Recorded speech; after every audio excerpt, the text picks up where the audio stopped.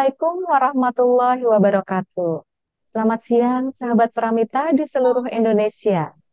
Jumpa lagi dengan saya, Dr. Yukenila Permata, dalam acara Healthy Talk dengan tema Ketahui Lebih Jauh Tentang Penyakit Jantung.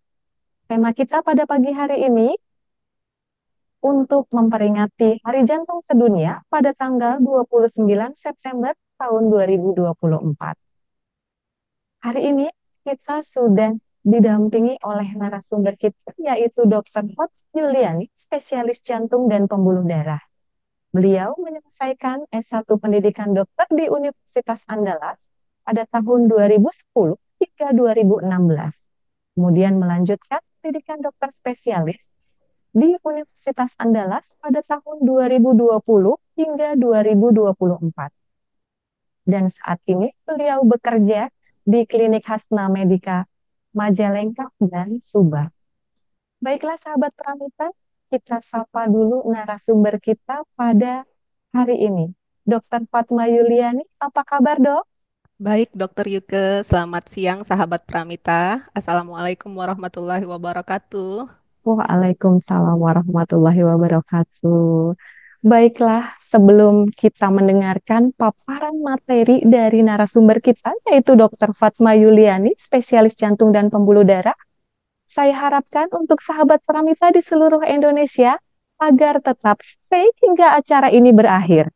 Karena akan ada 3 sahabat Pramita terpilih yang akan mendapatkan top up e-wallet sebesar Rp100.000 dan voucher pemeriksaan sebesar Rp250.000.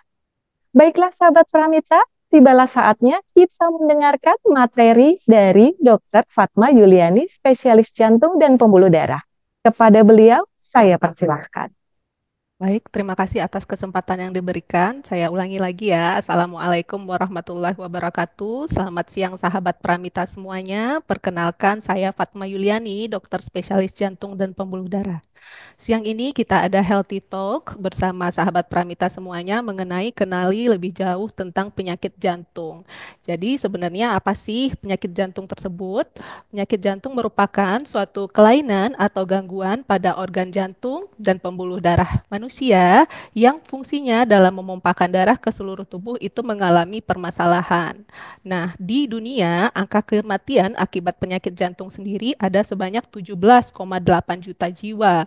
Dan di Indonesia, data berdasarkan riset kesehatan dasar tahun 2023 itu menemukan bahwa terdapat 650 ribu angka kematian akibat penyakit jantung. Nah, berarti cukup tinggi ya angkanya di Indonesia sendiri. Nah, tentu kita pengen tahu nih, apa saja sih jenis penyakit jantung. Yang pertama, itu penyakit jantung koroner. Jadi, penyakit jantung koroner adalah suatu penyakit yang ditandai dengan penyempitan atau penyumbatan dari pembuluh darah koroner pada jantung.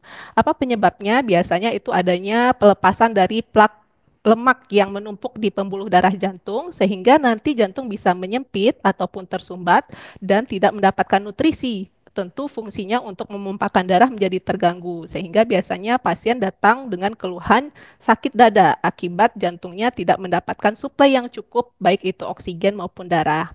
Kemudian yang kedua itu ada penyakit jantung katup. Jadi jantung kita ini terdiri atas dinding jantung, serambi jantung, bilik jantung, dan yang membatasi antara serambi dan bilik jantung tersebut adalah pintu jantung yang kita sebut dengan katup jantung. Nah, kalau ada permasalahan nih di katup jantungnya tersebut, entah itu karena peradangan, infeksi, ataupun lainnya, tentu aliran darah dari serambi ke bilik jantung akan mengalami gangguan. Nah, ini tentu juga menimbulkan keluhan biasanya pada pasien berupa sesak nafas. Kemudian yang ketiga itu ada penyakit jantung aritmia. Jadi normalnya denyut jantung kita itu berdetak 60 sampai 100 kali per menit. Terkadang kita merasakan keluhan berdebar di mana denyut jantung kita menjadi lebih cepat ataupun lebih lambat, bahkan bisa menjadi tidak teratur ataupun kadang kita merasa ada denyut yang hilang. Nah, ini kemungkinan masalahnya adalah pada irama jantung. Kemudian yang keempat itu ada penyakit jantung yang disebut dengan kardiomiopati. Jadi jantung kita itu ada dinding-dinding yang terdiri atas otot jantung yang jika bermasalah itu bisa mengalami berupa penebalan atau pembesaran atau bahkan dinding dari jantung kita menjadi kaku. Penyebabnya apa? Biasanya ada faktor dari genetik gitu. Kemudian yang kelima itu ada disebut dengan penyakit jantung bawaan. Jadi ada proses pembentukan organ jantung saat masa janin yang mengalami gangguan entah karena suatu infeksi atau suatu kelainan kromosom, maka tentu pada saat lahir biasanya pasien akan dampak berupa yang paling parah kondisinya bisa biru gitu. Jadi nampak bayi baru lahir berupa biru kemungkinan besar ada masalah jantungnya atau masalah pembuluh darah besarnya. Kemudian ada keluhan lain seperti biasanya gangguan pertumbuhan. Nah, yang terakhir itu penyakit jantung yang disebut dengan gagal jantung. Jadi semua atau muara dari semua penyakit jantung yang saya jelaskan sebelumnya ini adalah gagal jantung. Artinya apa? Jantung kita itu tidak efektif lagi memompakan darah ke seluruh tubuh. Nah, efeknya apa? Tentu organ-organ di tubuh kita yang tidak mendapat suplai akan mengalami permasalahan dan biasanya pasien datang dengan keluhan sesak ataupun kaki bengkak.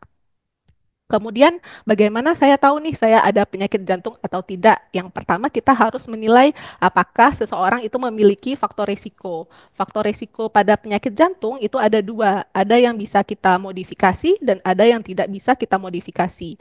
Yang tidak bisa kita modifikasi itu contohnya adalah yang pertama usia. Jadi semakin lanjut usia, maka risiko untuk terjadinya penyakit jantung akan semakin meningkat karena terlibat dalam proses penuaan. Kemudian yang kedua itu ada jenis kelamin. Jadi sebenarnya laki-laki itu lebih berisiko untuk terkena penyakit jantung dibandingkan wanita. Namun pada saat setelah menopause di mana hormon estrogen di dalam tubuh wanita itu berkurang, maka risiko wanita untuk terkena penyakit jantung jauh lebih tinggi dibandingkan pria. Kemudian yang ketiga itu adalah faktor keturunan. Jadi keturunan ini bukan menjadi penyebab ya, cuman merupakan satu faktor risiko di mana jika ada keluarga yang meninggal mendadak akibat penyakit jantung atau ada riwayat penyakit jantung yang berakibat meninggalnya keluarga tersebut, maka seseorang juga berisiko untuk terjadinya penyakit jantung tersebut. Kemudian faktor yang kita bisa modifikasi apa aja yang berisiko untuk terjadinya penyakit jantung? Yang pertama itu adalah penyakit hipertensi dan penyakit diabetes, kemudian suatu obesitas atau kegemukan, dan yang terakhir itu kadar kolesterol yang berlebih atau yang disebut dengan dislipidemia. Nah, itu kita bisa modifikasi ya atau kita ubah. Kemudian berikutnya itu ada kurangnya aktivitas fisik atau sedentary life. Jadi kebiasaan mengkonsumsi fast food, kemudian kebiasaan yang banyak duduk dalam bekerja, tidak bergerak, kemudian kebiasaan itu mengkonsumsi makan makanan yang tinggi garam atau tinggi gula dan rendah serat, itu biasanya juga akan bisa berisiko untuk terjadinya penyakit jantung. Yang ketiga itu mengkonsumsi rokok atau menghirup asap rokok. Itu juga berisiko untuk terjadinya penyakit jantung. Dan yang terakhir itu ada stres atau kurangnya istirahat. Jadi dalam proses kronik, stres ataupun istirahat yang tidak cukup bisa menimbulkan atau meningkatkan risiko untuk terjadinya penyakit jantung.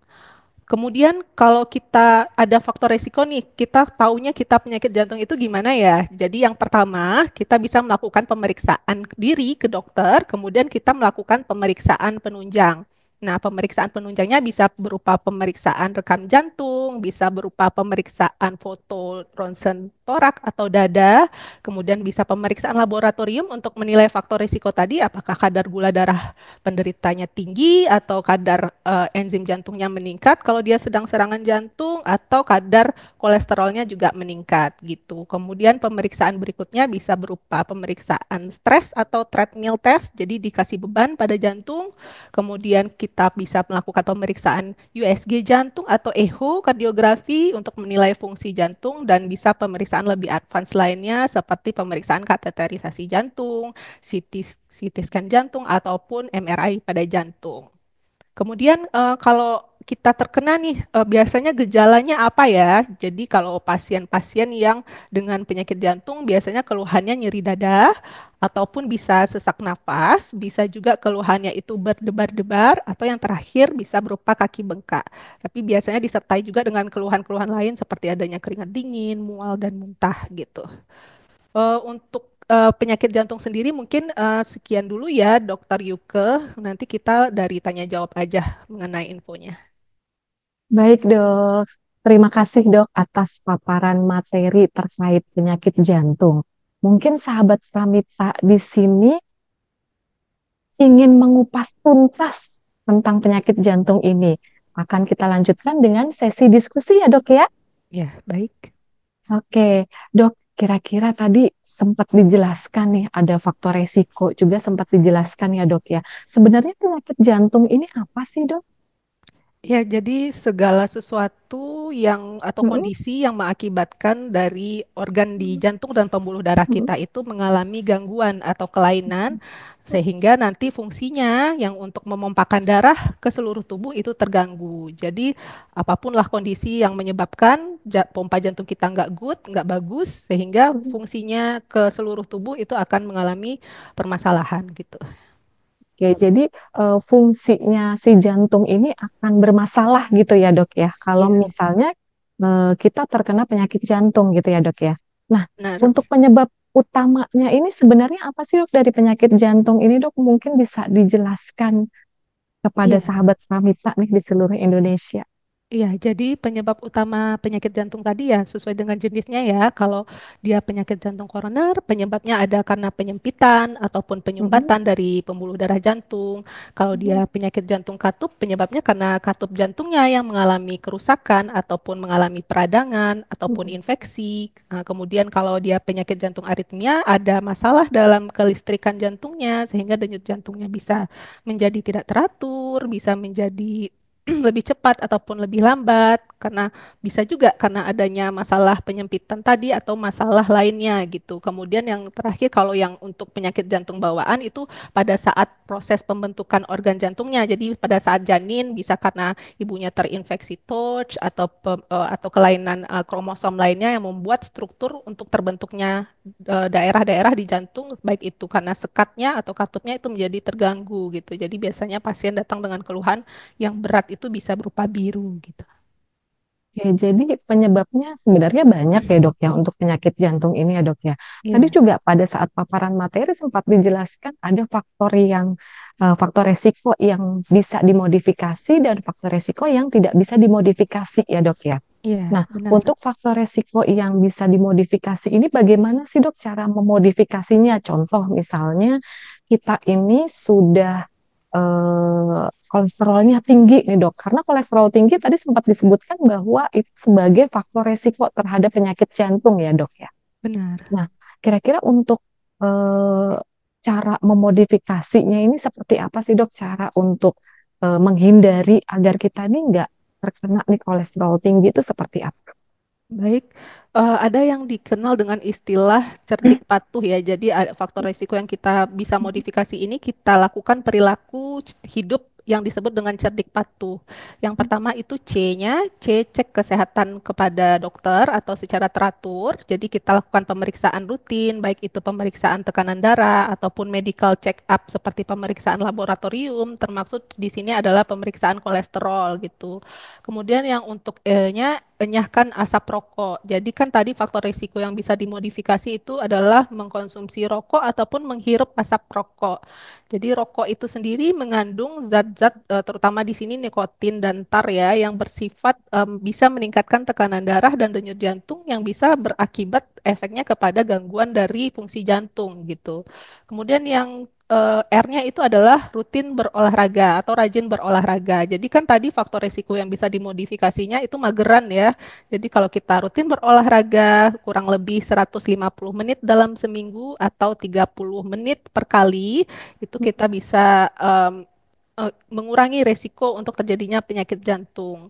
Kemudian yang D-nya diet. Jadi diet dengan gizi seimbang. Di sini saran dari bagian jantung itu adalah diet Mediteran namanya. Jadi mengkonsumsi makanan yang tinggi serat dan kacang-kacangan seperti sayur, buah-buahan, kacang-kacangan dan protein hewani seperti ikan gitu ya. Dan kurangi makanan yang tinggi gula, tinggi garam. Kemudian untuk I-nya itu adalah istirahat yang cukup. Jadi tadi seperti yang telah dijelaskan, dengan istirahat yang cukup itu resiko kita untuk terjadi penyakit jantung akan lebih berkurang dibandingkan kita tidak istirahat dengan cukup. Kemudian yang terakhir itu adalah K, kelola istirahat, kelola stres dengan benar. Jadi dalam perjalanannya stres kronik itu bisa meningkatkan tekanan darah dan juga denyut jantung yang juga mempengaruhi dari fungsi jantung. Kemudian untuk patuhnya sendiri itu kurang lebih mirip ya. P itu periksakan diri Anda ke dokter dan ikuti anjuran dokter. A-nya itu adalah aktivitas fisik dengan baik. T-nya itu tetap diet dengan gizi seimbang. U usahakan rajin berolahraga dan H-nya itu hindari asap rokok. Kemudian hindari alkohol dan zat-zat karsinogenik lainnya. Jadi dengan menerapkan perilaku cerdik patuh tadi, maka insya Allah penyakit jantung bisa kita hindari gitu, dokter. Oke, berarti sahabat Pramita di seluruh Indonesia nih udah tahu nih, kalau ingat cerdik patuh berarti ingat tentang kesehatan jantung itu ya dok ya. Ya benar. Nah, tadi salah satunya ada merokok nih dok. Nah, merokok ini makin banyak ya dok ya. Dan mungkin sahabat Pramita juga merasa bahwa kok saya susah sih menghilangkan kebiasaan merokok ini. Mungkin ada tips-tips nggak sih dok agar sahabat Pramita ini barangkali ada yang mau mengurangi konsumsi rokok itu seperti apa sih dok? Barangkali ada juga yang kesulitan, susah banget nih ngurangin rokok. Kira-kira ada nggak sih dok tips-tips untuk sahabat Pramita di seluruh Indonesia nih terkait merokok?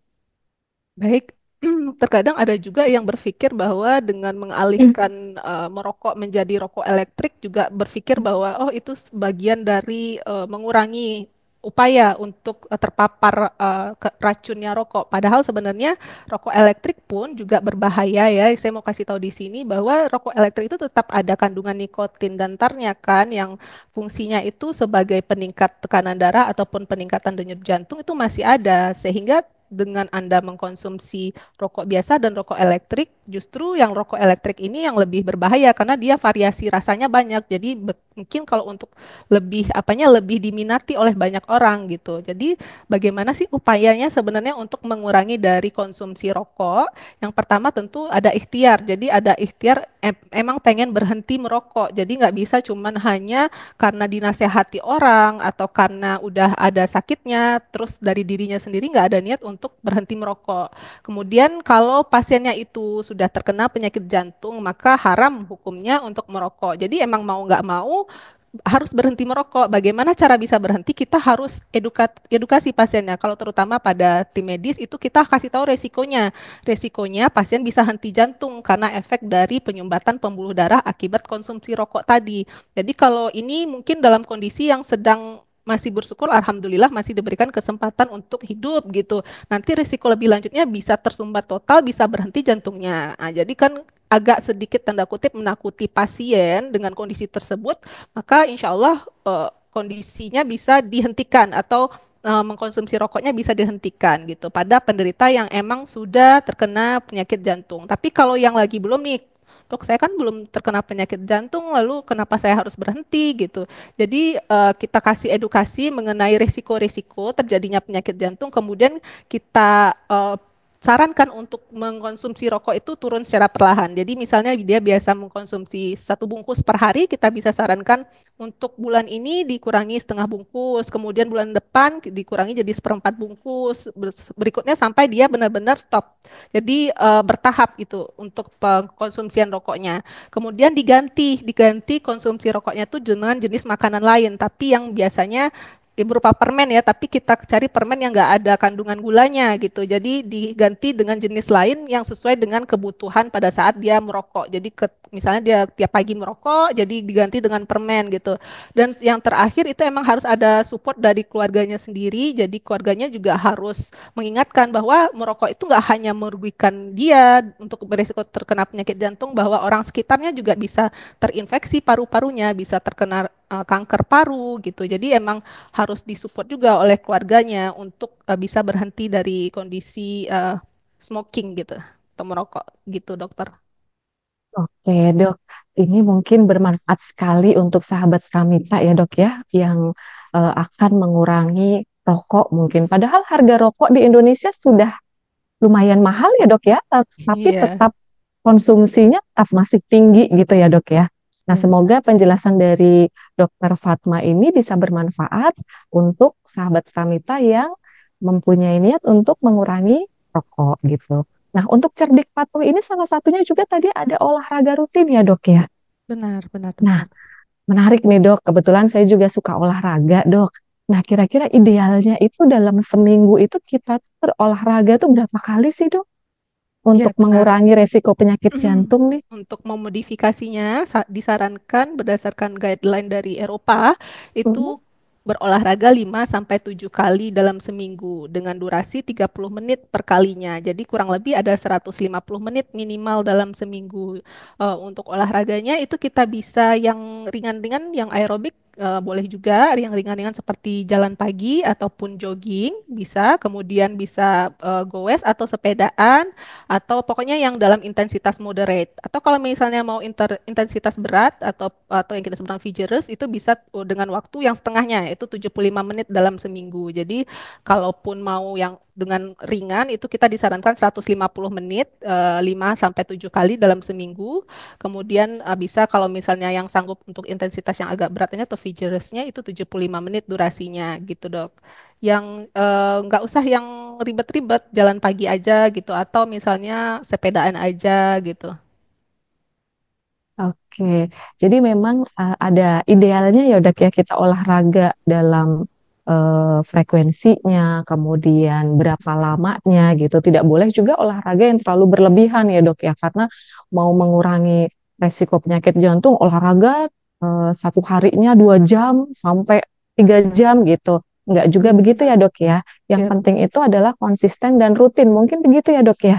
benar. Dan Nah, satu riset mengatakan bahwa berjalan kaki sebanyak 1.500 langkah dalam per hari itu bisa mhm. mengurangi angka terjadinya penyakit kardiovaskular sebanyak 15%. Dan disarankan per hari itu kita berjalan 3.000 sampai 5.000 langkah ya. Jadi kalau misalnya kita terlalu sibuk, misalnya kita di kantor nih, terus kita usahakan kita misalnya berjalan ke sekitar kantor, misalnya pada saat istirahat, ataupun kalau yang rumahnya dekat dari kantor itu bisa berjalan pagi untuk ke kantornya diharapkan bisa mencapai 3.000 sampai 5.000 langkah per hari. Nah, itu juga sudah cukup ya untuk dikatakan bisa mengurangi terjadinya penyakit kardiovaskular atau penyakit jantung gitu, Dok.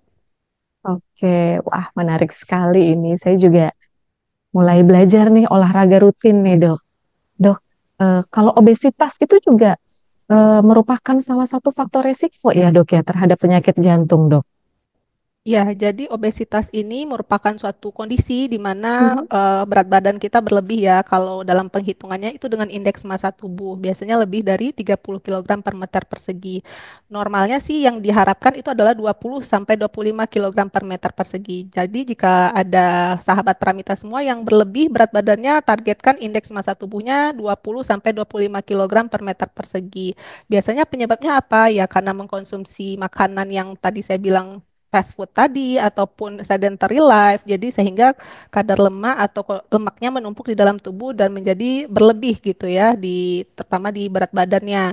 Nah, kondisi ini bisa kita cegah sebenarnya yang dengan perilaku hidup cerdik patuh tadi. Dan biasanya obesitas ini tidak berdiri sendiri, dia ada yang kita sebut dengan sindroma metabolik. Nah, ini yang paling bahaya ketika sudah ada penyakit obesitas, kemudian dislipidemia atau yang kadar kolesterol berlebih, kemudian penyakit gula dan hipertensi itu biasanya menjadi satu kesatuan untuk terbentuknya suatu plak yang menumpuk di pembuluh darah jantung yang akan menjadi kita sebut dengan penyakit jantung koroner tadi, gitu dok. Oke, sebenarnya sahabat Pramita juga bisa ya dok ya menghitung sendiri secara mandiri gitu ya. Berapa sih indeks massa tubuh mereka gitu ya dok ya. Ada nggak sih dok cara menghitung indeks massa tubuh itu gimana dok caranya dok? Mungkin biar Ya, sahabat Pramita nih bisa menghitung nih dok. ya, berat badan itu dibagi dengan tinggi. Jadi tinggi kita kan dalam sentimeter di dihitung berdasarkan meter gitu. Jadi misalnya 165 berarti kalau dalam meternya 1,65 nanti dikuadratkan. Jadi berat badan dibagi tinggi badan dikuadratkan dapat angkanya kalau sudah melebihi dari 25 itu sudah overweight, kalau udah lebih dari 30 itu sudah obesitas. Nah, targetnya nih pada orang-orang yang beresiko itu adalah 20 sampai 25 kilogram per meter persegi. Oke, jadi tambahan pengetahuan lagi nih untuk sahabat Pramita di seluruh Indonesia. Kita bisa menghitung indeks massa tubuh kita ya. Kita ini masuk ke dalam kategori yang mana gitu ya. Kalau sudah di atas 25, kita wajib warning gitu ya, Dok ya. Benar, benar dok. Oke. Nah, ini kita sudah bahas kupas tuntas tentang faktor resiko terkait penyakit jantung. Nah, dok, kita lanjut lagi nih, dok. Nah, untuk gejala dan tanda dari penyakit jantung ini biasanya apa sih, dok? Ada yang khas nggak, dok, dari penyakit jantung ini, gejala dan tandanya?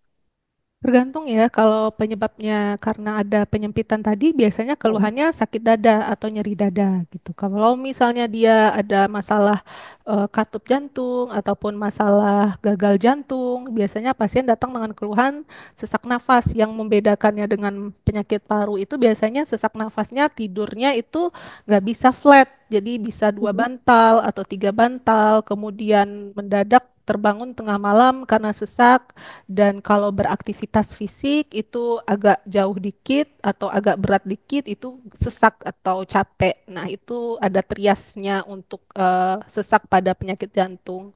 Kemudian bisa juga keluhannya kaki bengkak karena tadi yang saya bilang aliran darahnya itu nggak bagus, jadi numpuk balik ke pembuluh darah vena sampai ke pembuluh darah kaki, jadi akhirnya dia kakinya menjadi bengkak keduanya. Jadi ada keluhan kaki bengkak. Ataupun kalau misalnya ada gangguan irama jantung, dia bisa keluhannya berdebar atau pusing. Bahkan kalau yang sampai paling jeleknya bisa pingsan karena mungkin alirannya nggak cukup ke otak nih. Jadi sehingga keluhannya bisa sampai kehilangan kesadaran atau pingsan gitu, Dok.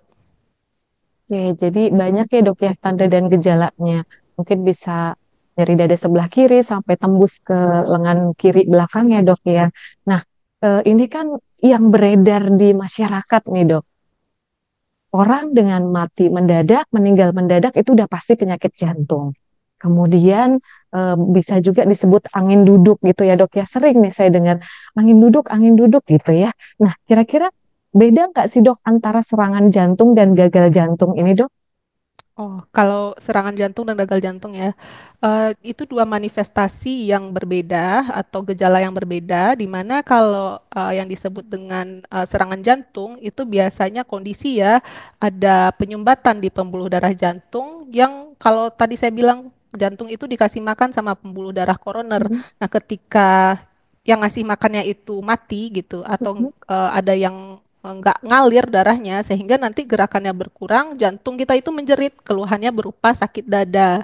Nah, sakit dada itu bisa berupa rasa nyeri seperti ditekan, ditindih, diremas itu di daerah tengah atau kiri jantung yang biasanya menjalar ke lengan kiri ataupun ke leher, ke rahang dan bahkan seperti menembus ke arah punggung gitu.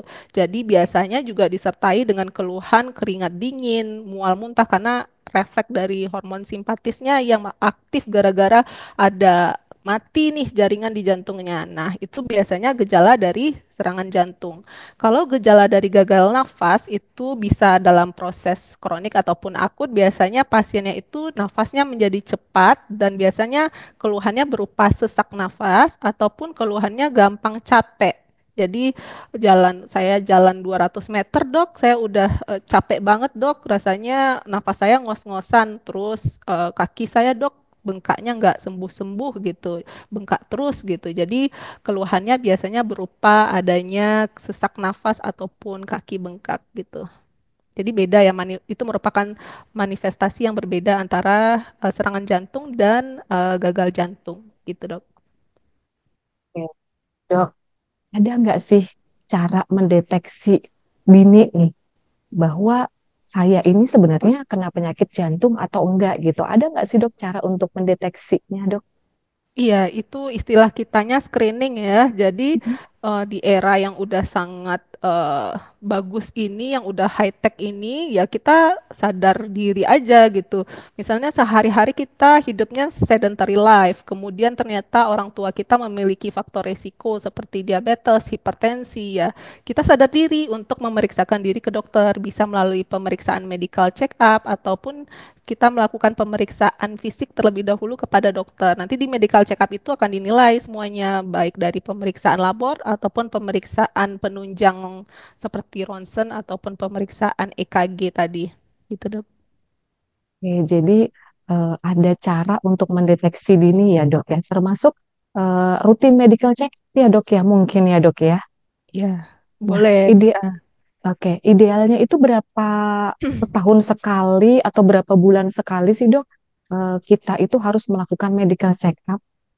Ya, kalau dari literatur dijelaskan bahwa kalau pasien yang beresiko untuk terjadinya hipertensi misalnya itu bisa melakukan pemeriksaan setiap setiga tahun. Tapi kalau misalnya dia ada memang riwayat hipertensi, itu minimal 1 tahun sekali dia melakukan pemeriksaan. Apalagi kalau misalnya setelah modifikasi gaya hidup, ternyata masih menderita hipertensi dan belum diberikan pengobatan, itu biasanya kita lakukan pemeriksaan tekanan darahnya per bulan. Jadi mungkin kalau misalnya sudah terkena penyakit jantung, rutin kontrolnya itu bisa per bulan. Tapi kalau misalnya memiliki risiko, bisa kita lakukan pemeriksaan minimal setahun sekali gitu. Oke, nah dok ini menarik nih dok hipertensi. Ya hipertensi itu untuk normalnya kira-kira tekanan darah itu berapa sih dok? Mungkin sahabat Pramita ini masih bertanya-tanya mungkin, oh orang tua saya usianya 60 tahun, berarti tekanan darahnya 140 itu masih normal. Apakah tekanan darah ini sebenarnya berkaitan dengan usia atau seperti apa dok? Iya, jadi tekanan darah tinggi itu berdasarkan literatur adalah tekanan darah dengan tingginya 140 milimeter merkuri sistolik dan 90 milimeter merkuri diastolik. Jadi yang seangka itu atau melebihi dari angka itu dikatakan hipertensi. Untuk wanita ataupun laki-laki usia lanjut itu kita ada target untuk hipertensinya. Jadi targetnya di bawah 140 per 90. Namun idealnya tekanan darah itu kita bisa mencapai 120 milimeter merkuri untuk sistoliknya. Jadi idealnya tekanan darah kita normalnya itu berkisar atau berentang 120 sampai 130 milimeter merkuri dan di bawah 90 milimeter merkuri untuk diastoliknya. Gitu, Dok. Ya, berarti 120 sampai 130 dan di bawah 90 untuk diastoliknya ya dok ya. Ya, benar. Nah, untuk hipertensi ini gimana sih dok kok bisa sampai menyebabkan penyakit jantung dok? Mungkin sahabat Pramita ini bertanya-tanya, masa iya sih hipertensi bisa menyebabkan penyakit jantung gitu? Kira-kira Iya. seperti apa dok? Jadi hipertensi ini kan masalahnya adalah di pembuluh darah ya. Jadi pembuluh darah kita itu tekanannya meningkat. Tekanan meningkat di pembuluh darah itu efeknya adalah merusak. Jadi artinya bikin stres nih pembuluh darahnya jadi stres, peningkatan stres dari pembuluh darah, peningkatan peradangan dari pembuluh darah sehingga nanti efeknya itu bisa mengakibatkan denyut jantung secara langsung tidak akan meningkat juga dan jantung kita akan berespon dengan pertama meresponnya beban jantung yang meningkat itu adalah dengan menebalkan jantung. Jadi jantung kita nanti akan tebal akibat hipertensi. Jadi awalnya dari pembuluh darah yang tekanannya tinggi, kemudian direspon oleh jantung kita dengan meningkatkan denyutnya dan juga membuat menjadi tebal lama-kelamaan jantung kita itu menjadi capek karena itu berlangsung secara kronis atau terus-menerus sehingga nanti yaitu bisa gagal jantung juga. Muara dari semua penyakit jantung tadi adalah gagal jantung sehingga nanti ke seluruh tubuh ada gangguan atau masalah darah nggak sampai nih atau nutrisi nggak sampai nih ke seluruh tubuh gitu dok. Oke dok, pertanyaan terakhir nih dok. Kalau kita sudah terkena penyakit jantung bisa disembuhkan nggak? Jadi penyakit jantung ini kita obati ya atau kita kontrol ya bisa diobati dan dikontrol. Jadi yang perlu ditekankan di sini adalah dikontrol dengan benar itu dengan memeriksakan diri ke dokter dan mengkonsumsi obat secara teratur gitu, Dok. Oke, dok, menarik sekali nih dari paparan sampai diskusi kita mengupas tuntas tentang penyakit jantung. Tapi karena terbatasnya waktu, dok, diskusi ini kita akhiri. Sesi selanjutnya adalah kita akan membacakan pertanyaan-pertanyaan dari sahabat Pramita yang sudah masuk ke dalam kolom komentar, dok. Baik. Nah, sebelum kita membacakan pertanyaan-pertanyaan dari sahabat Pramita yang sudah masuk di kolom komentar, kita saksikan dulu video informasi berikut ini.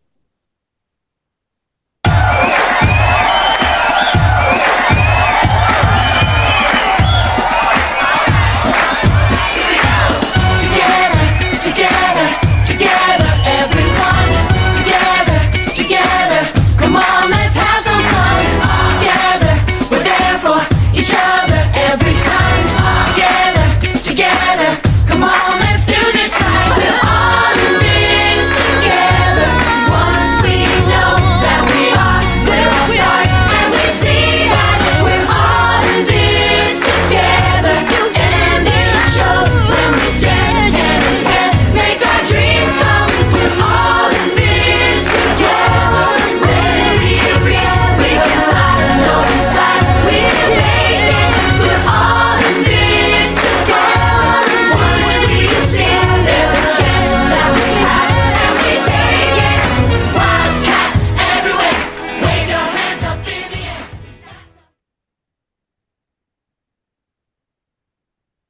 Baiklah, sahabat Pramita di seluruh Indonesia, saya akan membacakan pertanyaan-pertanyaan dari sahabat Pramita yang sudah masuk ke dalam kolom komentar.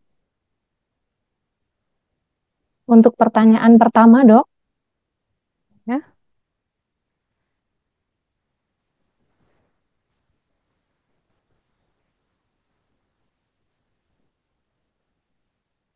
oke, untuk pertanyaan pertama dari Raudah Mama Usman, faktor yang banyak terkena serangan jantung itu apa, Dok?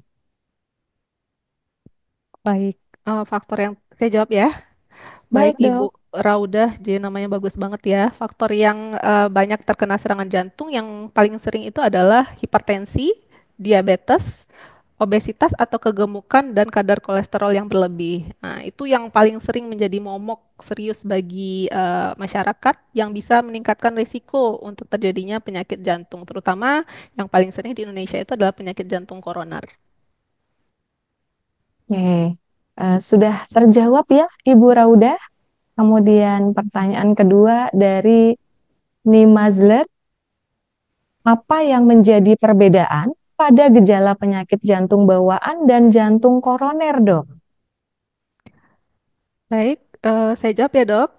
Jadi penyakit jantung bawaan ini masalah utamanya adalah adanya gangguan saat pembentukan organ jantung selagi proses janin gitu. Jadi bisa berupa adanya kelainan sekat, sekatnya bocor yang kita sebut misalnya dengan atrial septal defect, kemudian ada permasalahan pembuluh darah jantungnya itu ketuker atau kebalik, kita bisa sebut dengan contohnya itu adalah transposisi great artery.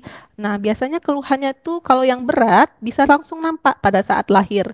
Jadi pada saat lahir bayinya biasanya biru sekali, bibirnya biru, tangannya biru, jari-jarinya biru.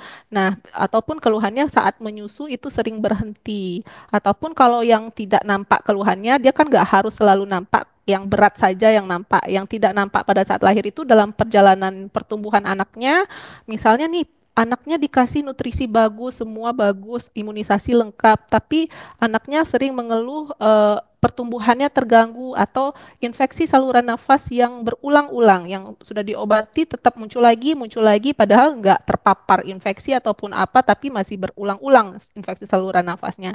Nah, salah satu penyebabnya kemungkinan ada masalah dari jantung. Yang tadi penyebabnya gangguan pembentukan organ entah itu sekatnya, pembuluh darahnya yang bermasalah saat pembentukan gitu. Kalau yang penyakit jantung koroner itu biasanya karena penyempitan atau penyumbatan tadi. Jadi didapat sudah menjelang ketika kita sudah mulai banyak mengkonsumsi makanan manis, kita sudah mengkonsumsi makanan dengan kadar lemak yang jenuh tinggi, kemudian mengkonsumsi makanan yang tinggi garam. Nah, risiko untuk terkena penyakit jantung itu menjadi lebih tinggi, terutama di penyumbatan pembuluh darah jantung. Nah, itulah yang disebut dengan penyakit jantung koroner. Jadi beda banget ya antara yang satu emang bawaan lahirnya, yang satu itu adalah masalah dari pembuluh darah koronernya gitu. Gitu, Oke, dokter. iya, Dok. Ada pertanyaan lanjutan lagi nih, Dok, dari Nimazler. Nah, Ya. kapan kita harus melakukan pemeriksaan jantung? Apakah nunggu ada bergejala dulu atau harus melakukan medical check up rutin, Dok? Kalau saran sih kalau ada kesempatan untuk melakukan medical check up itu sebaiknya dilakukan. Kalau misalnya Anda sudah berusia terutama ya 45 tahun ke atas itu saran saya segera lakukan medical check up. Tapi kalau misalnya masih rentang usia di bawah 45 tahun itu bisa mungkin sekali 3 tahun Anda melakukan pemeriksaan general check up karena emang semakin meningkat usia maka risiko untuk terjadinya penyakit jantung itu juga meningkat. Atau kalau misalnya Anda menyadari diri Anda bahwa saya nih hidup saya sedentary banget, terus keluarga saya ada diabetes, keluarga saya ada hipertensi atau mendadak meninggal karena penyakit jantung, ada semua faktor risikonya, maka langsung saja memeriksakan diri ke dokter untuk di screening nih. Setidaknya Anda tahu Anda itu ada nggak terkena gitu. Jadi lebih aware terhadap dirinya jikalau udah ada faktor resikonya gitu, Dok. Oke, jadi penting banget ya, Dok, ya, medical check up rutin ini ya, Dok, ya. Seperti yang sudah dijelaskan tadi, idealnya untuk melakukan medical check up rutin. tidak menunggu gejala terlebih dahulu, biar nggak terlambat ya dok ya. Benar. Oke, dok menarik sekali. Kita lanjutkan nih dok. Banyak sekali pertanyaan dari sahabat Pramita yang sudah masuk ke kolom komentar. Selanjutnya ada dari dokter hewan Anita Ikawati. Dok, penyakit jantung apakah bisa sembuh total? Oh, saya jawab. Boleh dok. Jadi kalau sembuh total, dia itu tidak sembuh sempurna ya. Jadi penyakit jantung ini kita sebutnya kontrol atau obati. Jadi kita kontrol biar tidak jatuh kepada komplikasi yang berupa gagal jantung tadi ataupun kalau misalnya kita punya faktor resiko, kita kontrol faktor resiko tadi agar tidak jatuh kepada penyakit jantung. Jadi pencegahannya itu kita sebut dengan primer. Jikalau kita punya faktor resiko, tapi jangan sampai terkena penyakit jantung, ataupun prevensi sekunder yang kita udah kena nih, tapi jangan sampai terkena komplikasi dari penyakit jantung yang tadi ujungnya tadi, yang ke gagal jantung. Jangan sampai kita sakit jantung, terus ujungnya kita jadi gagal jantung kita. Nah, itu yang kita eh, biasanya berikan rehabilitasi, kita bisa berikan obat-obatan, ataupun bisa kita lakukan edukasi untuk aktivitas fisik yang boleh untuk pasien-pasien tersebut. Gitu, Dok. Oke, terima kasih dok. Ini lanjut lagi nih dok. Banyak ya dok ya pertanyaan yang masuk ke dalam kolom komentar. Nah, baik, baik. Kemudian dari Evelyn MS18, bagaimana pengaruh kondisi kesehatan mental seperti stres dan depresi terhadap perkembangan penyakit jantung, dok? Apakah signifikan dari faktor fisik seperti pola makan nih, dok? Oh ya, benar kalau untuk kondisi mental dan depresi mempengaruhi ya. Jadi dalam prosesnya kan depresi itu bukan satu yang tiba-tiba datang terus kita depresi enggak ya. Jadi proses mental dan depresi itu berjalan secara simultan atau dalam prosesnya kronis itu secara tidak langsung akan memicu hormon kita yaitu epinefrin. Jadi ketika atau adrenalin ketika kita stres, ketika kita depresi itu hormon kita akan meningkat. Nah, itu akan berefek kepada tekanan darah kita meningkat dan juga denyut jantung kita meningkat. Dan biasanya pasien-pasien yang dengan ada gangguan mental dan depresi itu cenderung tidak punya kayak gairah hidup, jadi tidak ada aktivitas fisik yang rutin seperti berolahraga yang rutin dan juga tidak ada mengkonsumsi makanan yang saya bilang tadi diet Mediterranean karena mereka itu sudah kayak kehilangan gairah hidup atau kayak nggak ada keinginan gitu ya, terutama pada depresi ya. Jadi semua faktor risiko yang tadi bisa dimodifikasi bisa muncul pada kondisi stres dan depresi. Jadi mereka itu kayak berkaitan secara tidak langsung dan bisa mengakibatkan ujungnya terjadinya suatu penyakit jantung tadi yang beberapa jenis tadi. Jadi efeknya secara langsung sih tidak ya, tapi secara tidak langsung menjadi risiko untuk terjadinya penyakit jantung gitu, Dok. Ya, tapi bukan juga yang stres akut ya dok ya, yang beresiko menyebabkan penyakit jantung ya dok ya. Iya, biasanya kalau stres akut banget-banget, biasanya kalau yang ada plak di pembuluh darah jantungnya jadi serangan jantung deh. Jadi serangan jantung ya dok Iya, ya. Tapi kalau stresnya mungkin dalam waktu yang cukup panjang ya iya, dok ya, dalam yang proses beresiko kronis. menyebabkan penyakit Benar, jantung Dok. ya. Oke, dok lanjut lagi nih dok. Ada dari Adit Nata DSR. Izin bertanya dok, apakah betul tangan yang berkeringat tanpa sebab itu bisa dinamakan punya penyakit jantung dok? Mungkin berkeringat Itu, berlebih ya dok iya. ya. Ya, jadi Gimana dok? mitos itu. Jadi banyak ya pertanyaan-pertanyaan yang muncul seperti itu. Apakah tangan keringetan itu merupakan tanda penyakit jantung? Itu tidak benar. Jadi tanda penyakit jantung yang saya tanda sebutkan itu keringat dingin yang tadi itu adalah respon dari simpatis atau hormon kita ketika terjadi serangan jantung. Jadi nggak hanya sendirinya saja dia muncul keringat di daerah tangan, tapi disertai dengan keluhan yang utamanya itu adalah sakit dada. Jadi keringat dinginnya ini adalah penyertanya dia. Tapi kalau sehari-hari kita tangannya berkeringat, itu bisa jadi bukan karena penyakit jantung. Umumnya enggak masalah jantung, itu bisa jadi karena produksi kelenjar keringat kita berlebih atau kita berada dalam suhu ruangan yang cukup panas gitu, Dok. Jadi enggak ada kaitannya dengan penyakit jantung. Oke. Jadi untuk tangan yang berkeringat itu berkeringat berlebih ya dok ya, itu tidak ada hubungannya terhadap penyakit jantung gitu ya dok ya. Iya, tidak ada. Oke, selanjutnya dari Gibran 13 nih dok. Dok, Gibran, kalau wakil presiden orang, ini. oh iya dok, betul. Belum dok, belum Oh, dilantik belum, dok. belum dilantik. Oh, baik. Dok, kalau yang meninggal mendadak karena eh, olahraga mungkin badminton nih dok.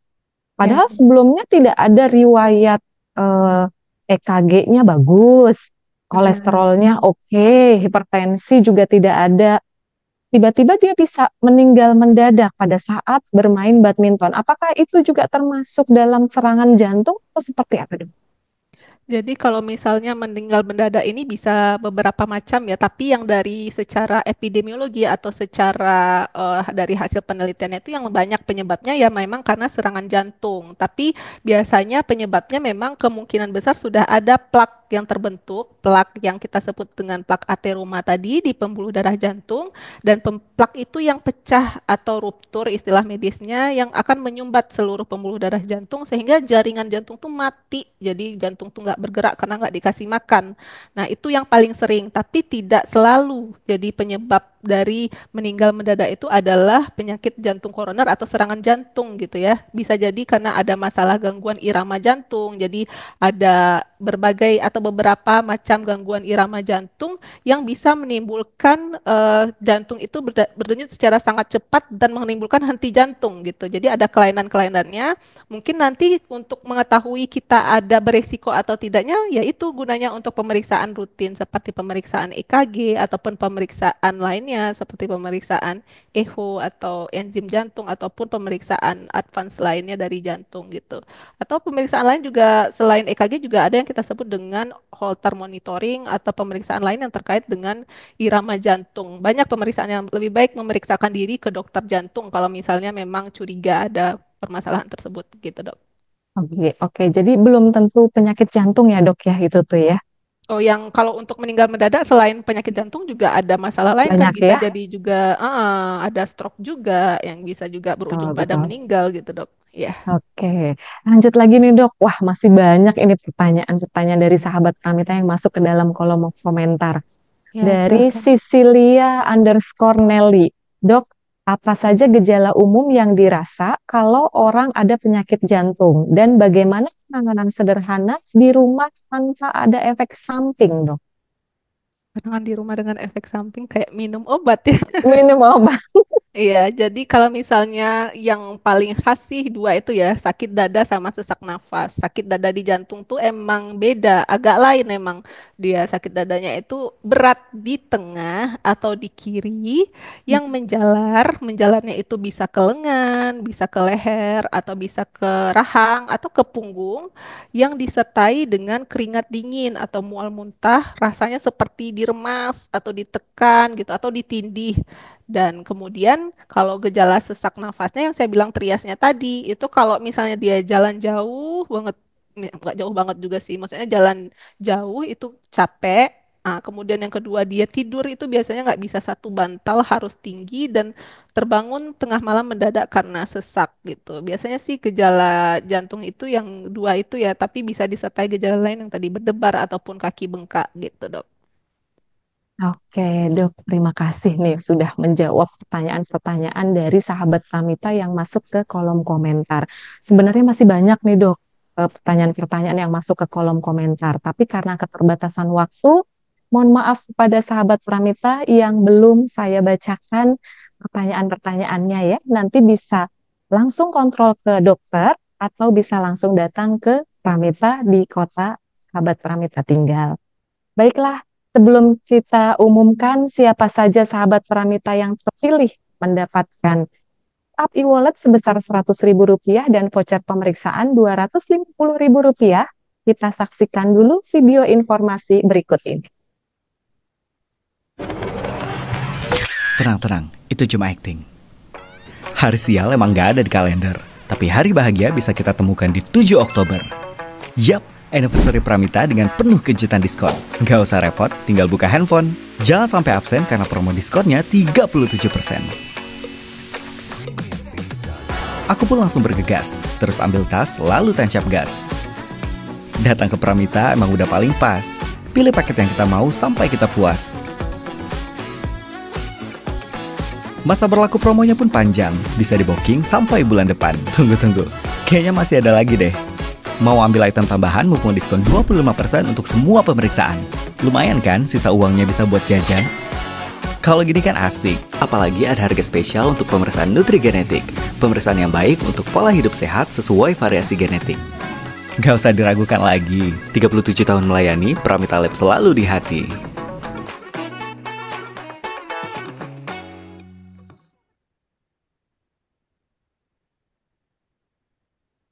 Baiklah sahabat Pramita di seluruh Indonesia, tibalah saatnya saya akan mengumumkan 3 sahabat Pramita terpilih yang akan mendapatkan top-up e-wallet sebesar Rp100.000 dan voucher pemeriksaan sebesar Rp250.000.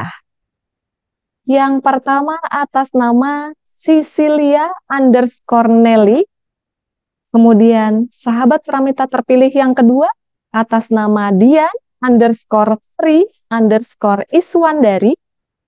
Kemudian sahabat Pramita terpilih yang ketiga adalah Rauda.mama.utsman. Selamat kepada 3 sahabat Pramita yang terpilih mendapatkan top up e-wallet sebesar Rp100.000 dan voucher pemeriksaan sebesar Rp250.000. Baiklah, sahabat Pramita, tibalah kita di penghujung acara IG Live ini. Dr. Fatma Yuliani, spesialis jantung dan pembuluh darah, boleh memberikan kesimpulan terkait Healthy Talk kita hari ini nih dok, yang bertemakan ketahui lebih jauh tentang penyakit jantung. Silahkan dok. Baik, terima kasih. Jadi penyakit jantung ini bisa kita cegah ya sahabat Pramita semuanya dengan menerapkan perilaku cerdik patuh tadi sehingga risiko kita untuk terkena penyakit jantung itu tidak terjadi gitu atau bisa berkurang gitu. Jadi mari kita bersama-sama menerapkan pola atau perilaku hidup cerdik patuh sehingga kita tidak jatuh pada penyakit jantung ataupun berakhir pada gagal jantung. Begitu dokter. Baiklah, terima kasih Dr. Fatma Yuliani sudah menjadi narasumber pada Healthy Talk kita hari ini.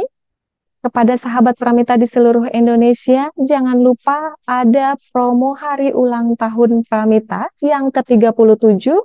Ada promo diskon untuk paket medical check up sebesar 37% untuk paket medical check up. Dan selain paket medical check up, akan ada diskon 25% pada tanggal 1 hingga 10 Oktober. Dengan syarat, sahabat Pramita di seluruh Indonesia jangan lupa untuk registrasi di tanggal 17 September hingga 10 Oktober 2024. Baik, terima kasih. Saya pamit undur diri. Sampai jumpa di Healthy Talk selanjutnya. Wassalamualaikum warahmatullahi wabarakatuh.